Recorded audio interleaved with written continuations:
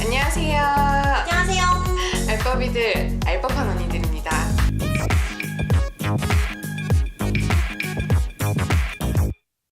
오늘도 저희가 법률 주제를 가지고 돌아왔는데요. 네. 아마 요즘 계속 뉴스에서 보셨을 거예요. 요즘 진짜 근데 어떤 분이 댓글에 보니까 나라 전체가 영화관이래. 사건이 어마어마한 사건들이 매일매일 나오는 진짜 거지. 빵빵 터지지 너무 않습니까? 무서워. 사건이 좀 뭔가 맞아 어떡해 이게 아니라 다 대부분 뉴스 보면 대부분 그쵸. 맨날 이랬던 것 같아. 나도 이번 사건을 카카오톡 기사 공유로 보고 제목만 보고도 이랬어.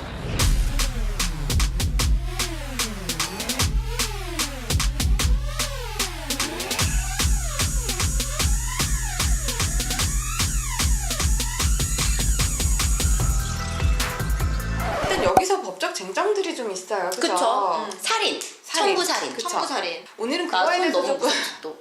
말을 해보고 싶은데 그러면 살인 교사?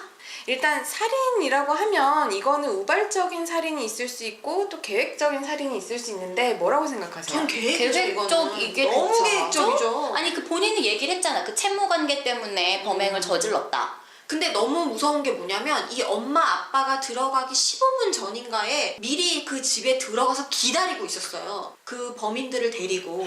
근데 이거 그 영화 있잖아. 그 영화 신세계, 뭐야? 신세계. 오! 나 신세계랑 그 베테랑에서도 보면은 유아인한테 그 정만식인지 그 아저씨가 그랬잖아요. 돈 얼마만 쥐어주면 이런 거 끝내고 바로 나라로 갈 애들 너무 많다는 대사가 나와요. 그러니까 아마 다 영화라고 영화에서 생각해요. 네. 나 근데 신세계. 영화가 아닌 거죠. 실제로 이런 사건들이 종종 일어나고 있고 뉴스에 나오고 있고 뉴스에 나오지 않아도 실제로 사건은 그래 나 뉴스에 나온 거 처음 본 거 같아.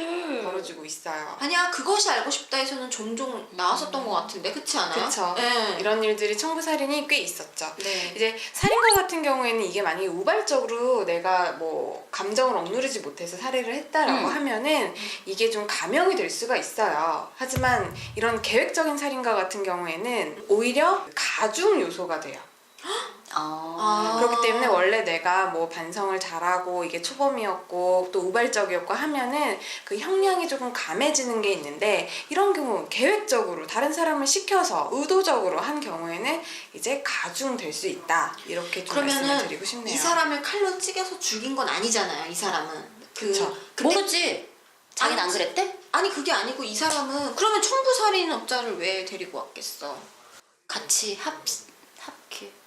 미안. 근데 되게 많은 분들이 또 궁금하실 거예요. 이제 같이 살인을 했다라고 해도 실제로 칼을 들고 이 사람을 찌른 사람은 한 명일 거란 말이에요. 그러니까. 둘이서 이렇게 막 칼을 들고 같이 이렇게 찌르지 않았을 거 아니에요. 그쵸. 그러면은 실제로 찌른 사람이 더 형이 세야 되는 거 아니냐라고 생각하시는 분들이 분명히 계실 텐데 네. 사실 그러진 않아요. 일단 뭐 같이 모의를 했고 그 실행 장소에 같이 있었고 아니면 물리적으로는 떨어져 있었지만 실행을 같이 했다라고 볼 수 있을 만한 사정이 있으면 셋 다 똑같이 처벌을 받아요. 원칙적으로는. 그리고 아니지. 청부살인을 요청한 사람이 더 큰 벌을 받아야지. 근데 일단 같이 한 사람의 입장에서는 같이 봤는데 또 법에도 어떤 범죄를 교사한 사람, 그러니까 청부를 한 그렇지. 사람은 실제로 범죄를 저지른 사람과 동일한 형을 받는다고 규정이 돼 있어요. 그런데 그런데 실제로 사건을 나 이제 지금 우리가 보면 몰입했어. 방금 말씀하신 대로 청부를 한 사람이 오히려 내가 직접 칼로 찔러 죽이진 않았지만 형량이 높게 나오는 경우들이 종종 있습니다. 잠깐만 그러면은 지금 아까 그 3명 있다고 그랬잖아요. 그쵸. 처음에 집에 가서 기다리고 있었던 그 용의자 잡힌 사람 말고 그 3명은 제가 알기로는 지금 외국으로 그날 바로 당일로 나갔다면서요. 그래. 그래서 잡기가 쉽지 않다고 하더라고. 그러면 그들은 만약에 가서 잡혔어요. 그럼 우리나라로 와서 처벌을 받나요? 올 수 있습니다. 소환될 수 있어요. 외국인이 우리나라에서 죄를 저지르잖아요. 그러면 우리나라 법에 의해서 처벌받을 수 있습니다. 근데 또 이런 경우도 있잖아. 우리 국민이니까 그냥 우리나라에서 처리할게. 이럴 수도 있잖아. 안 보낼게. 그쵸. 그럴 수도 있어요.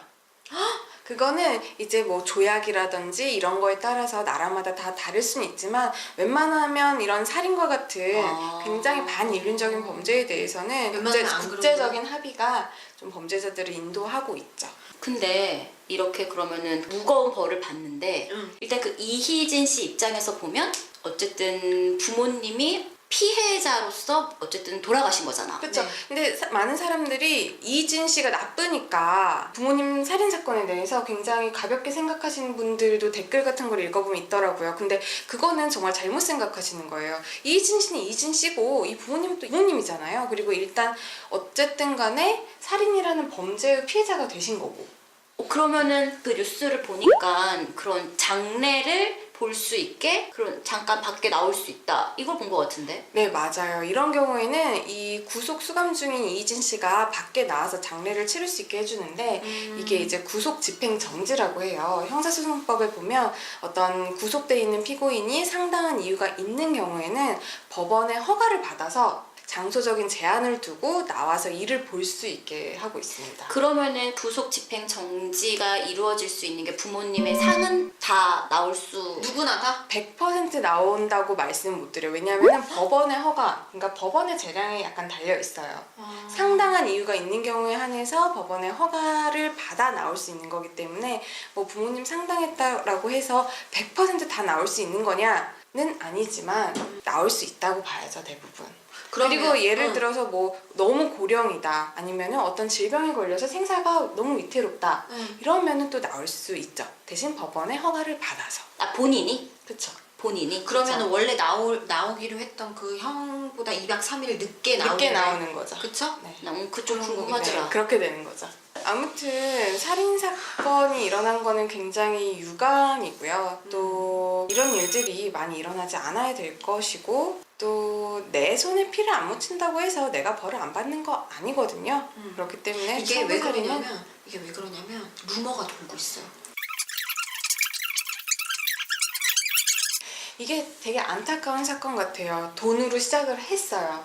그리고 돈으로 유명해졌어요. 하지만 또 돈으로 이렇게 슬픈 사건이 그래. 발생한 거죠. 사실 뭐 그런 루머도 있기는 하지만 그리고 이희진 씨를 생각하면 이제 그 피해자들이 너무 얼마나 억울하겠어. 그 피해자들은 그렇긴 한데 또 내가 그런 뭘 손 쓸 수 없는 구속되어 있는 상태에서 그런 부모님의 살해 소식을 들으면 참 그것도 좀 그건 정말 그럼요. 속상할 거예요.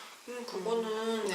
지금 뭐 그 이희진 씨 때문에 마음 아팠던 피해자들 입장에서는 충분히 속상한 일이긴 피해자분들도 하지만, 속상한 일이지만 이 사건도 이 생명이 또 앗아가진 거잖아요. 그래 어떠한 이유로도 사건 모든 그 살인은 네, 그쵸. 이게 돈으로 시작했는데 돈으로 이렇게 끝나니 굉장히 안타까운 사건입니다. 네.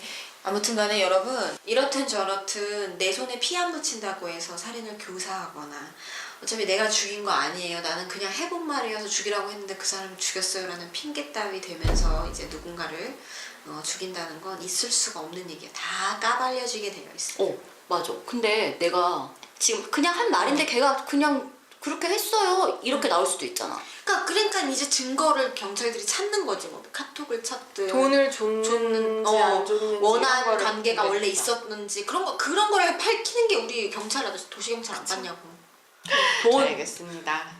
저희는 오늘도 이렇게 법률에 대해서 말씀을 드려봤는데요. 네. 다음에 좀 더 현실성 있고 또 시의성 있고 알법한 문제들 가지고 돌아오겠습니다. 다음 시간에 만날게요. 안녕.